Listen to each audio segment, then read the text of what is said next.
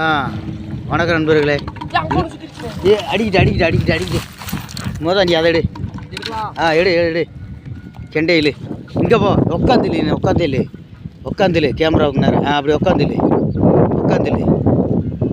இல்லை தள்ளி போடு. நரம்ப தள்ளி போடு. தள்ளி போட்டு இழுத்துக்கு போ. அப்படியே அந்த பக்கம் பீராத, திரும்பி இந்த பக்கம் வா.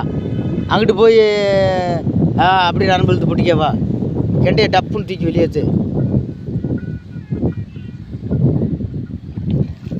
இங்கே பாருங்க சவுக்காயுதும் அது சேர்ந்து எடுத்துக்கிறீங்க நண்பர்களே.